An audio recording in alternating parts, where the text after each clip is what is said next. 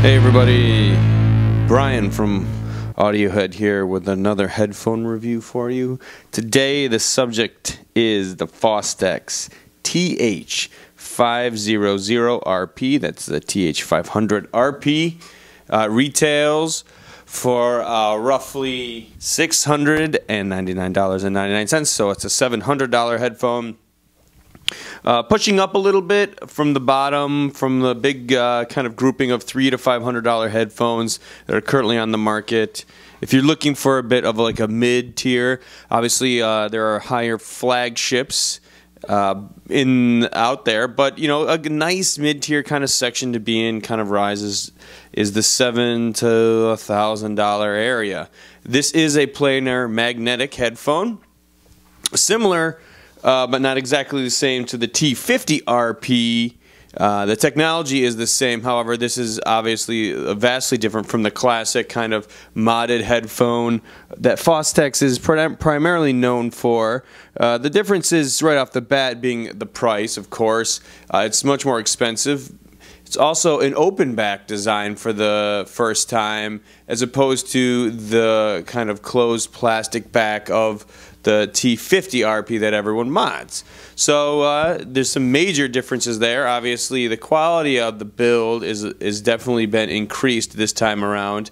You can see that it's a pretty plain open panel on the back side, singular, round, and the headband and the feel is nice. I actually found this to be really light on the head. I found the wearability to be really well done in this case.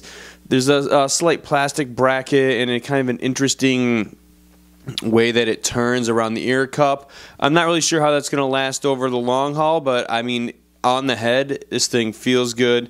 It looks pretty decent. It's not like total flagship feel, but it isn't flagship either.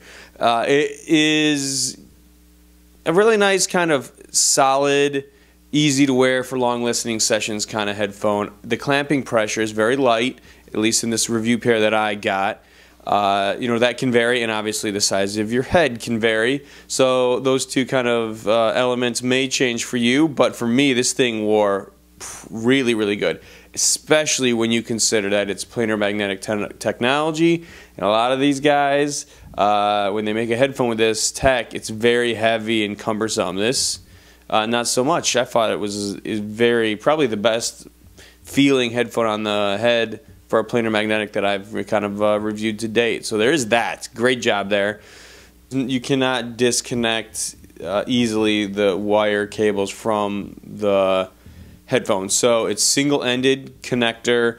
That's pretty much what you're stuck with. No fancy cable upgrades for this one, at least unless you're like a soldering kit and like to disassemble stuff. So no easy way to change the cable up. That's kind of a drawback. But I mean, for the most part, it's a good kind of build overall, and the headband it feels good, and it's got lots of good stuff. Now, as far as the sound is concerned, I did find these to be pretty close to the LCD3s, the Audaz's LCD3s that I like quite a bit, in that they don't have too much of a treble forward presence.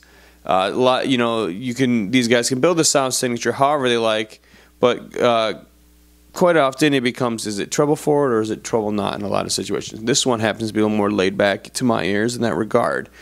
I happen to like that kind of a signature a little bit more, but if treble is your thing, then you may want to check out other ones. The treble is definitely present. It's definitely good. I actually, like I said before, prefer this type of signature over anything that's too treble forward, but it's a nice little headphone in that regard. I also found that this headphone drove at about the same power as the LCD3, so it's not a really hard headphone to drive. Other planar magnetics that I had on hand were harder to drive. So obviously for the most dynamic and the most kind of robust sound, you would want to use the addition of a specific headphone amplifier for this to get the best out of your headphone. these are definitely the type of headphones that are made for that kind of a thing. But you can get by just plugging it into a regular source and be able to draw a little bit out of it. If you know, not ear bleeding levels, but you could probably get there if you wanted to. So it drives pretty easy overall. So the bass on this is also very good. Planar magnetics are kind of known for a really good bass. I found it low, very good, very thumpy, not too woolly or overcast. You know, there's good definition. Not the best that I've heard out of any headphone, but pretty good overall speaking. There was kind of more defined out of the Audeze LCD3, but that is also a headphone that costs, you know, more than twice as much. Almost 3 times as much as this headphone. So for the price, not too bad in the bass. I really like the kind of reach and the grip that it has. Now, as for the mids, that's kind of where this one was a little bit different. I felt just at times that I got a hint of congestion, or maybe a little bit, it's like got a fat sound. But the tone and texture, if you like kind of more of a fat sound, I think that this might be the way to go for you. But if you're looking for like the pristine, super clean, more treble, I also looked at the new Hi-Fi-Man HE560, which is about $200 more than this. At the same time, I did a side-by-side evaluation, and that one kind of had more of that sound signature. So if you're into texture and fat tone, you know, give this one a listen. But if you are more of like a straight, clean-cut, analytical kind of a feel, you may want to check out that other one that's just $200 more, the HE560 from Hi-Fi-Man. It's kind of interesting little twist on around the same price point, you know, but like I said, it wears really well, probably good for long listening sessions. And overall, you know, a pretty good snapshot of what we're getting to at this point in the planar magnetic market, because it's starting to, the price is starting to come down a little bit more, and the quality is starting to come up. So anyways, thanks for watching. Bye-bye.